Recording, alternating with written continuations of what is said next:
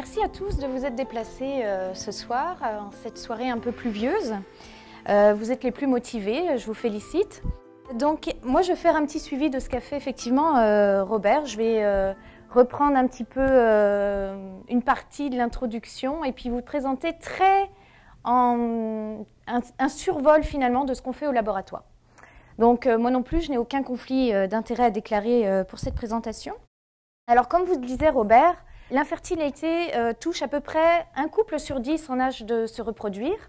Et parmi les cas d'infertilité, on estime qu'à peu près 50% des cas d'infertilité sont associés à des facteurs masculins. Là encore, Robert vous a parlé du diagnostic qui est réalisé en clinique, qui est essentiellement basé sur le spermogramme. Alors le spermogramme, on distingue très globalement différents types de spermogrammes. Ceux qui indiquent une faible concentration en spermatozoïdes, ceux qui indiquent une motilité réduite des spermatozoïdes ou ceux qui ne présentent aucun spermatozoïde dans l'éjaculat. Alors par contre, dans certains spermogrammes, tout apparaît normal selon les normes de l'Organisation mondiale de la santé. C'est-à-dire, bon ça Robert vous en a suffisamment parlé, la concentration, la motilité spermatique et dans des normes acceptables. Et donc malgré ça, donc, ces individus ont une forme d'infertilité qui est non expliquée. On n'arrive pas à déterminer quel est le paramètre qui fait en sorte que ces individus sont infertiles. Et ça représente entre 15 à 30% des cas d'infertilité masculine. Alors au Canada, il existe 34 cliniques de fertilité qui permettent de contourner en quelque sorte ces problèmes d'infertilité masculine par différentes approches de techniques médicalement assistées, comme par exemple la plus connue par fécondation in vitro. Alors le contexte de notre étude au laboratoire, là je voulais schématiser en deux volets principaux. Alors le premier volet, c'est s'intéresser justement à ces cas d'infertilité qui sont non expliqués, essayer de déterminer quelle est l'origine de cette infertilité, pour essayer d'améliorer le diagnostic qui est réalisé et éventuellement apporter un traitement à ces problèmes d'infertilité. Alors le deuxième volet cherche à travailler de concert avec les cliniques de fertilité afin d'améliorer, optimiser les conditions de fécondation in vitro. Alors pour le premier volet, donc, qui consiste à essayer d'identifier quelles peuvent être les causes d'infertilité non expliquées, on étudie comme modèle d'étude l'épididyme. Alors, l'épididyme, certains d'entre vous n'en ont peut-être jamais entendu parler, et pourtant il y en a à peu près 50% d'entre vous qui en ont deux. Donc, c'est un organe du système reproducteur masculin qui est situé, donc c'est ici, qui est situé juste après le testicule. Alors, le testicule est en charge de la production de spermatozoïdes et l'épididyme, lui, est un organe essentiel puisqu'il est en charge du transport des spermatozoïdes, de leur maturation et de leur stockage ici dans les régions plus distales de l'épididyme avant l'éjaculation. Donc, je vous dis que cet organe est important puisque à l'entrée, c'est-à-dire à la sortie du testicule et donc à l'entrée de l'épididyme, les spermatozoïdes sont morphologiquement formés, ils ont une tête, un flagelle, mais ils sont immotiles et incapables de féconder un ovocyte. Alors, c'est au cours de leur transit dans l'épididyme qu'ils vont devenir motiles et acquérir la capacité à reconnaître et à féconder un ovocyte. Donc l'idée derrière tout ça, c'est que le dysfonctionnement de cet organe pourrait être responsable, du moins en partie, de certains problèmes d'infertilité qui sont non expliqués. Donc d'où l'intérêt d'utiliser ce modèle.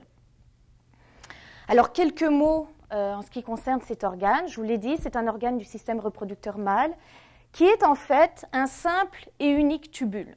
Donc c'est un tubule très long. Alors vous le voyez ici, donc ici c'est une photo d'un épididyme humain. C'est pas spécialement beau, on s'entend. Donc là, il mesure 7 cm à peu près de long. Mais lorsqu'il est déroulé, parce que vous voyez ici un zoom ici de cette région anatomique en particulier, vous voyez que c'est un tubule qui est circonvolué, qui est replié sur lui-même. Une fois qu'il est déroulé, il peut mesurer de 5 à 7 mètres de long. Donc c'est un peu comme un intestin, vous voyez, où il y a des replis qui font en sorte que ce long tubule peut rentrer dans 7 cm d'organes. Donc il est subdivisé en différentes régions anatomiques qui jouent des rôles distincts dans la maturation du spermatozoïde. Alors cet organe aussi a une particularité, c'est que contrairement à ses voisins, le testicule et la prostate, il ne développe pas de tumeur. Et c'est un peu aussi peut-être la raison pour laquelle on connaît un petit peu moins l'épididyme, c'est-à-dire que malheureusement, le cancer du testicule et le cancer de la prostate, on en entend souvent parler, mais il n'existe pas ou peu de cancer de l'épididyme. Donc là, je dévie un peu des problèmes d'infertilité, mais certains laboratoires s'intéressent à justement l'étudier pour essayer de comprendre qu'est-ce qui se passe dans cet organe qui prévient en fait le développement de cancer. Alors ensuite, cet épididyme, je vous le dis, c'est un simple tube, mais qui est subdivisé en différentes régions qui ici, vous avez un code couleur ici qui vous permet de remarquer, qui met en évidence en fait que chaque segment, chaque région anatomique de l'épididyme a un profil d'expression des gènes qui lui est propre. C'est comme s'il y avait une succession, comme si cet organe était composé d'une succession de petits organes avec des fonctions distinctes. Alors, le fonctionnement de ces différentes régions est contrôlé par différents facteurs comme les hormones et autres facteurs testiculaires. Également, donc, le génome spermatique est silencieux. Bon, ça ne veut pas dire qu'on s'attend à ce qu'un spermatozoïde nous raconte pourquoi il n'est pas fécondant. Ce que ça veut dire, ici j'essaye de vous l'expliquer simplement, c'est que les cellules de notre organisme sont composées de gènes qui vont coder pour des ARN, qui vont produire des protéines. Ces protéines vont avoir des activités fonctionnelles qui vont permettre de contrôler en fait, son fonctionnement. Donc cette division, sa différenciation et la mort cellulaire. Donc ça, finalement, cette cellule possède des facteurs qui sont capables de contrôler son propre fonctionnement. Un spermatozoïde, lui, c'est différent. C'est-à-dire que vous avez vu, en fait, tous les gènes des spermatozoïdes, en fait, le génome du spermatozoïde est ultra condensé. Donc là, c'est schématisé ici. Voilà, c'est très compacté. Et ça a quoi comme conséquence? Ça fait en sorte qu'il n'y a pas de synthèse de nouveaux ARN qui sont produits lorsque les spermatozoïdes entrent dans l'épididyme, ni de protéines associées. Donc toutes les activités fonctionnelles de cette cellule, du spermatozoïde, c'est-à-dire la motilité, les protéines de liaison à la surface de l'ovocyte, tout ça c'est contrôlé essentiellement par des facteurs extracellulaires, donc des facteurs qui sont présents à l'extérieur du spermatozoïde. Donc cette cellule n'est pas capable toute seule de contrôler son fonctionnement. Donc nous, on étudie les facteurs extracellulaires qui vont contrôler cette maturation le long de l'épididyme. Donc vous voyez ici, le spermatozoïde non fécondant va entrer dans l'épididyme, il va être confronté à différents micro-environnements qui vont être produits en fait, par la présence de nombreuses sécrétions, réabsorptions tout le long de l'organe qui sont différentes, et ce qui va produire un spermatozoïde fécondant à la fin. Donc vous voyez que ce transit en fait, est relativement long, ça dure une dizaine de jours. D'accord ? Donc pour qu'un spermatozoïde non fécondant devienne, au cours du transit épididymaire fécondant, il y a une dizaine de jours qui s'écoulent. Là, vous avez une coupe transversale de l'épididyme. Vous voyez ici un certain nombre de cellules qui sont différentes, qui sont très organisées, qui sont capables de communiquer les unes avec les autres pour contrôler le milieu environnant les spermatozoïdes et donc contrôler leur maturation post-testiculaire. Donc nous, on s'intéresse à ça, au rôle que jouent ces différentes cellules pour contrôler l'environnement spermatique et la maturation. Alors, quelles sont les stratégies qu'on utilise? Là encore, je vous le dis, c'est un survol de ce qu'on fait. Je serais ravie de discuter avec vous après la présentation pour entrer un peu plus dans les détails. Alors, globalement, on peut comparer le profil d'un spermatozoïde non fécondant d'un spermatozoïde fécondant. Regardez quelles sont ses protéines à la surface, quelle est sa composition, quel est son environnement spermatique. On va essayer de savoir qu'est-ce qui se passe, comment est-ce que ce spermatozoïde acquiert son pouvoir fécondant. On va utiliser également des modèles animaux, notamment des modèles murins. Donc on va comparer ici des souris qui ont un pouvoir fécondant tout à fait normal, avec des souris qui sont modifiées génétiquement et dont les mâles ne sont pas capables d'avoir une descendance. Et donc évidemment, nous on n'est pas ici pour essayer de contrôler la fertilité des souris. Je pense qu'elles n'ont aucun problème à se reproduire de manière générale. Donc, ce qu'on réalise également, c'est un partenariat avec une clinique de fertilité de Toronto, où en fait, on compare l'éjaculat provenant d'individus normospermiques contrôle, donc des individus fertiles, avec des individus non fertiles. Évidemment, tout ça, c'est lié, d'accord ? C'est très bien orchestré. Donc, on va faire un lien entre ce que l'on trouve ici au niveau fondamental avec ce que l'on trouve chez la souris et chez l'humain. Tout ça est interrelié. Et puis, ce que l'on souhaite, grâce à ces études, c'est essayer d'être capable, parmi les individus infertiles, d'essayer de déterminer quels sont ceux qui ont une fertilité non expliquée, qui pourraient être d'origine épididymère, et essayer de trouver des solutions pour pallier à ces problèmes de fonction épididymère. Alors, le deuxième volet de notre travail consiste à, comme je vous le disais tout à l'heure, à travailler de concert avec les cliniques de fertilité pour essayer de cadrer un petit peu les techniques utilisées en fécondation in vitro. Donc là, la fécondation in vitro, c'est relativement récent, cette technique, dans le sens où le premier bébé éprouvette, Louise Brown, est né en 1978 en Angleterre, de ses deux parents donc, qui ont essayé pendant 9 ans d'avoir des enfants avant d'avoir mademoiselle Louise Brown. Et en fait, le concept un petit peu de la fécondation in vitro, je suis désolée de la qualité de l'image qui n'est pas très bonne, c'est qu'on va aller prélever chez une femme des ovocytes qui vont être mis au contact de spermatozoïdes in vitro dans une boîte de pétri et pour former des embryons qui vont être ensuite introduits dans le système reproducteur femelle. Alors, quelles sont les raisons qui font que des couples vont dans des cliniques de fertilité, vont consulter dans les cliniques de fertilité? Alors ça, ce sont des données qui ont été fournies par le Canadian Assisted Reproductive Technology Register, qui publie chaque année des données sur l'ensemble des cliniques de fertilité qui existent au Canada. Donc, vous voyez ici que les raisons principales pour lesquelles les gens consultent en clinique de fertilité, c'est à cause de problèmes d'infertilité masculine. Donc à peu près 30% des cas. Et pour 18% des cas, c'est pour des cas d'infertilité non expliquée. Alors, chez l'homme, quelles peuvent être les raisons d'un suivi en clinique? Donc d'après ce que je vous ai présenté tout à l'heure, il peut y avoir des problèmes au niveau de la production des spermatozoïdes, ce qui peut induire une faible concentration ou une absence totale de spermatozoïdes dans l'éjaculat.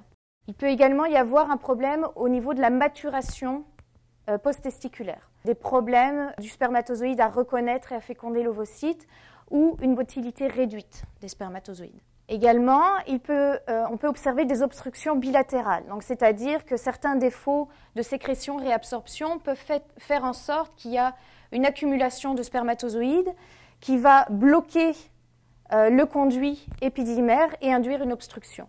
Et à ce moment-là, qu'est-ce qui se passe? Il va y avoir une absence totale de spermatozoïdes dans l'éjaculat.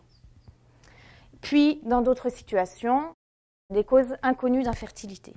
Donc, dans ce cas-là, il existe, parmi les techniques qui sont développées, il y a l'ICSI, donc qui est l'injection intracytoplasmique de spermatozoïdes. Alors ça consiste à aller prélever des spermatozoïdes à différents niveaux du système reproducteur, donc par ponction. Donc ici, vous avez illustré ici une ponction au niveau du testicule. On va aller prélever les cellules germinales qui vont être analysées sous un microscope pour évaluer la morphologie. Un spermatozoïde va être sélectionné et injecté dans un ovocyte. Donc là, dans ce système-là, le spermatozoïde n'a pas besoin d'être motile, il a juste besoin finalement d'être porteur du génome paternel. D'accord ?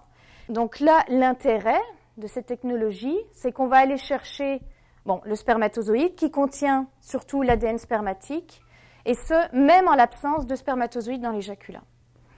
C'est utilisé aussi dans le cas afin de préserver les cellules germinales avant traitement en chimiothérapie. D'accord ? Donc là, les traitements en chimiothérapie vont aller détruire les cellules souches. Donc il y a un intérêt important de préserver les cellules germinales testiculaires. Il y a aussi, en termes d'ICSI, il y a une efficacité augmentée de cette technique et à un coût réduit par rapport à la fécondation in vitro classique. Par contre, là, je voulais juste mentionner aujourd'hui, lever quelques questionnements, c'est que cette technologie, par contre, elle bypass, elle contourne en fait l'absence d'une sélection naturelle qui existe, donc c'est-à-dire théoriquement le spermatozoïde motile qui est capable de reconnaître et de féconder un ovocyte, c'est celui-ci qui va générer un individu. Donc là, il y a une absence totale de sélection naturelle. Également, on ne connaît pas ou peu l'impact sur le développement embryonnaire et sur la santé périnatale. De plus en plus, en ce moment, on parle d'épigénétique. Je ne vais pas du tout rentrer dans les détails en ce qui concerne l'épigénétique, mais ce qu'il faut savoir, c'est que même si un génome est transmis, ce génome peut être modifié, peut subir des modifications qui peuvent être transmises à la descendance. Donc, quelles peuvent être les conséquences d'utiliser finalement un spermatozoïde qui est non mature à des fins de fécondation in vitro? Donc, quels sont l'impact sur les générations futures? Donc ça, c'est des questions qui valent la peine d'être posées. Là encore, je ne rentre pas dans les détails, mais si on regarde les données cliniques qui sont publiées, où il y a eu des comparaisons sur l'impact de la fécondation in vitro ou de l'ICSI sur la santé de l'enfant, la santé périnatale à différents niveaux, on voit qu'il y a à peu près 50% des études qui disent non, il n'y a aucun impact, il n'y a aucune conséquence négative d'utiliser ce genre de technique. 50% qui disent, écoutez, peut-être que ça vaudrait le coup de se poser des questions. Donc nous, on a développé un projet qui est très récent, là, qui consiste à utiliser des modèles animaux et des données cliniques, là encore en partenariat avec la clinique de fertilité de Toronto, pour évaluer les risques potentiels à moyen et long terme de certaines technologies. Et puis là, ce que je veux bien dire, c'est que les cliniques de fertilité sont là pour apporter des solutions aux couples qui ne sont pas capables d'avoir des enfants. Et à partir d'un petit tube, on est capable de générer un merveilleux bébé qui va combler de joie la future famille. Et donc, c'est important de bien définir les critères qui sont utilisés en clinique de fertilité pour savoir quelles peuvent être les conséquences à long terme. Donc, évidemment, on souhaite poursuivre de concert avec la clinique de fertilité pour essayer de baliser un petit peu les conditions de fécondation in vitro. Je ne vais pas parler davantage, je serai heureuse de répondre à vos questions par la suite. On a des affiches au 3e étage, je serai heureuse de vous en parler aussi, de parler avec vous. Là, ici, je remercie les partenaires, les organismes qui subventionne nos travaux. Je remercie mon équipe très motivée, Agathe et puis Olivia. Et je vous incite à donner de l'argent si vous pensez, si vous croyez en notre recherche, quelques petits dollars, peu importe. Je vous incite à participer et à donner un petit peu de votre argent pour nous aider dans nos travaux. Alors je vous remercie beaucoup et puis je donne la parole maintenant à Jacques.